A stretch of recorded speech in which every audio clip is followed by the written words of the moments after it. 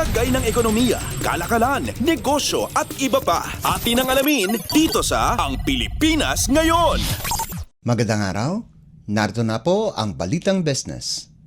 Naitala ng Department of Trade and Industry o DTI ang kabuang bilang na aabot sa mahigit 784,000 business name registration para sa taong 2023 sa buong bansa, katumbas ng 5% pagdagdag mula sa nakalipas na taon.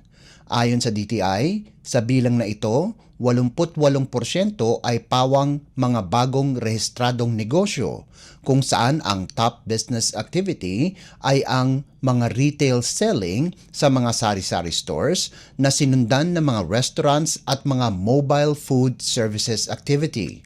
Inihayag naman ng Business Name Registration Division ng DTI ang kanilang shift sa online registration kung saan noong Agosto taong 2023 lamang ay isinagawa ang full-scale implementation ng 100% ng mga online business registration para sa kanilang pag-streamline ng mga proseso at digitalization para sa mga small and medium enterprise sa buong bansa. Binigyan diin rin ni DTI Secretary Alfredo Pascual ang commitment ng kagawaran sa mga local government unit para mapasimple ang registration procedures at mga requirement para mapakinabangan ng mga Pinoy entrepreneurs, partikular na ang mga micro, small, and medium enterprises or MSMEs. Kasama rin sa mga inisyatiba ng kagawaran ang pakikipagtulungan sa mga regional at provincial offices para sa pagsusumikap na hikayatin ang mga magnenegosyo na magparehistro at maagang magpa-renew ng kanilang mga business name.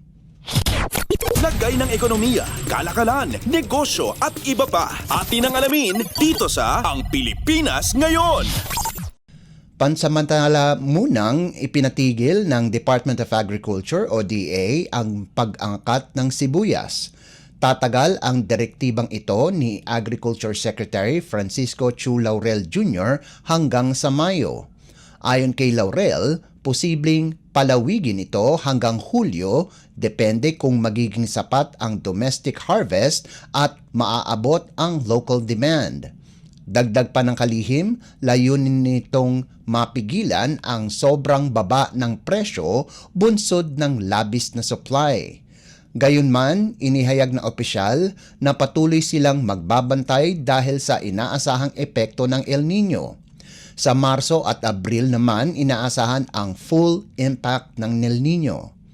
Nakipagpulong si Laurel sa mga kinatawan ng Philippine Chamber of Agriculture and Food Incorporated at pinag-usapan ang pagsirit sa domestic supply ng sibuyas, bunga ng mga fresh harvest at pagdating ng karagdagang supply ng mga imported.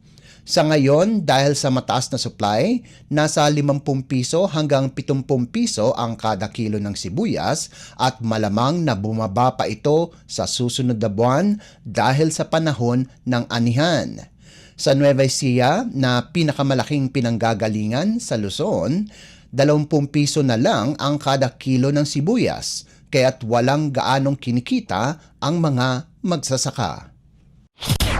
Lagay ng ekonomiya, kalakalan, negosyo at iba pa. Atin ang alamin dito sa Ang Pilipinas Ngayon.